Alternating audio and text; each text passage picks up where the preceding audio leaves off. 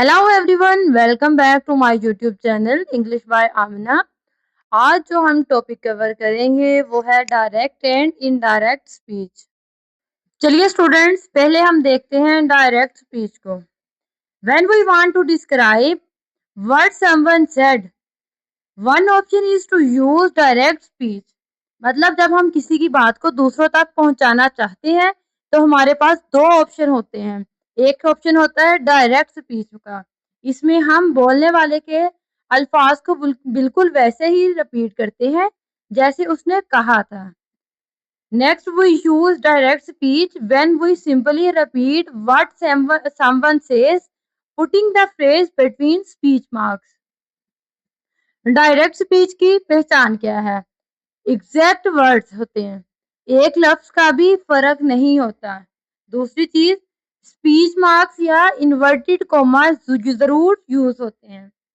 Third है reporting verb, जैसा कि सेड, टोल्ड, आस्क्ड के बाद कोमा लगता है। फॉर एग्जाम्पल, पहली एग्जाम्पल इसकी देखें। ईमा came and said I love chocolate. यहाँ सेड रिपोर्टिंग वर्ब है, आई लव चॉकलेट इमा के एग्जैक्ट वर्ड्स हैं जो स्पीच मार्क्स में हैं। अगर हम इसे उर्दू में देखें, इमा आई और बोली मुझे चॉकलेट पसंद है। ठीक है। It is very common to see direct speech used in books और इन अ न्यूज़पेपर आर्टिकल। हम डायरेक्ट स्पीच कहाँ यूज करते हैं? स्टोरीज और नॉवेल्स में करेक्टर की बातचीत दिखाने के लिए। सेकंड, न्यूज़पेपर्स में किसी लीडर या ऑफिसर का बयान एग्जैक्ट लिखने के लिए, या फिर इंटरव्यूज में सवाल जवाब लिखने के लिए। इससे पास ज्यादा ऑथेंटिक और पावरफुल लगती हैं। सेकंड, इसकी एग्जांपल देखें। The mayor said we plan to make this city a safer place for everyone. यहाँ मेयर ने जो कहा वो बिल्कुल वैसे ही लिखा गया है, हम इसे चेंज नहीं कर सकते। अगर चेंज करेंगे तो ये डायरेक्ट स्पीच नहीं रहेगी। As you can see, with direct speech it is common to use the verb to say, said in the past। Direct speech में सबसे ज्यादा यूज होने वाला रिपोर्टिंग वर्ब है said। मिसाल, he said I am busy। But you can also find other verbs used to indicate direct speech such as ask, reply and shout। लेकिन हम हमेशा said यूज नहीं करते। सेंटेंसेस के मोड के हिसाब से हम दूसरे वर्ड्स भी यूज करते हैं। ये वर्ब हमें बताते हैं कि स्पीकर किस टोन में बात कर रहा है।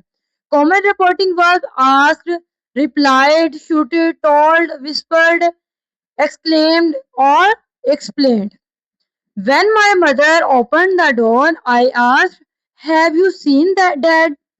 यहाँ सवाल है, इसलिए said की जगह asked टोन यूज हुआ है। क्वेश्चन के साथ हमेशा asked आता है। स्पीच मार्क्स के अंदर क्वेश्चन मार्क भी आएगा। अब इसके सेकंड एग्जांपल देखें। Dad from the other room replied, "I am here." यहाँ जवाब दिया जा रहा है, इसलिए रिप्लाइड यूज हुआ है। रिप्लाई का मतलब है जवाब देना। ठीक है। थर्ड एग्जांपल देखें। I was angry so I shouted I have been looking for you. यहाँ गुस्सा है, इसलिए शूटेड यूज हुआ है। सेंटेंस के एंड पर एक्सक्लेमेशन मार्क भी है जो गुस्से को शो करवा रहा है। अब हम देखते हैं इनडायरेक्ट स्पीच को। When we want to report what someone said without speech marks and without necessarily using exactly the same words, we can use indirect speech, also called reported speech। Indirect speech में हम किसी की बात को third person को बताते हैं। बात किसी की हम थर्ड पर्सन को बताते हैं। इनमें फर्क ये है, इसमें जो स्पीच मार्क्स है वो रिमूव हो जाते हैं।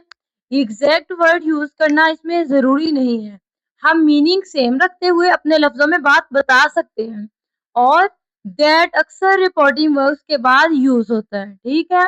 इनडायरेक्ट स्पीच हम डेली लाइफ में ज्यादा यूज करते हैं। मिसाल के तौर पर टीचर ने कहा टेस्ट कल है। आप घर जाकर अम्मी को बताओगे टीचर ने कहा कि टेस्ट कल है। यही इनडायरेक्ट स्पीच है। अब हम एग्जाम्पल से देखते हैं। Direct speech, she said I सा हिम। इनडायरेक्ट स्पीच इसमें होगी, she said that she had seen him. Step by step हम इसको चेंज करते हैं। इसमें हमने क्या रिमूव किया, शी सेड आई सा हिम। इसमें हमने ऐड किया है दैट को, शी सेड दैट आई सा हिम। नेक्स्ट, इसमें हमने चेंज किया है प्रोनाउन को, आई की जगह हमने यूज किया है she said that she saw him. Next है change tense, saw past simple tense का है, had seen past perfect tense है। She said that she had seen him. When we report what someone says in the present simple, we normally don't change the tense. अगर reporting verb present में हो, उसे says are saying, ये बात universal truth हो तो tense change नहीं होता। For example, he says I live in Lahore। अगर हम इसको इनडायरेक्ट स्पीच में चेंज करें तो होगा he says that he lives in Lahore। Slide से देखें। However, when we report things in the past, we usually change the tense by moving it one step back। ये सबसे इंपॉर्टेंट रूल है। जब रिपोर्टिंग वर्ब पास्ट में हो, said told तो tens one step पीछे जाता है। अब हम देखते हैं डायरेक्ट स्पीच को इनडायरेक्ट स्पीच में चेंज करते वक्त टेंस कैसे चेंज होता है। यह रूल तब लगता है जब रिपोर्टिंग वर्ब सेड पास्ट में हो। चलिए अब हम एग्जाम्पल से देखते हैं। Present simple tense, direct speech होगी ही said I live in the city centre. जब हम इस सेंटेंस को इनडायरेक्ट में चेंज करेंगे तो होगा he said he lived in the city. यहाँ लिव का लिव्ड बन गया, मतलब प्रेजेंट सिंपल से पास्ट सिंपल टेंस में चेंज हो गया। सेकंड है present continuous, he said I am going out. Indirect होगा he said he was going out. Am going से वाज गोइंग हो गया, प्रेजेंट कंटिन्यूअस से पास्ट कंटिन्यूअस में चेंज हो गया। अब हम देखते हैं प्रेजेंट परफेक्ट। इसमें डायरेक्ट स्पीच होगी ही सेड आई हैव फिनिश्ड।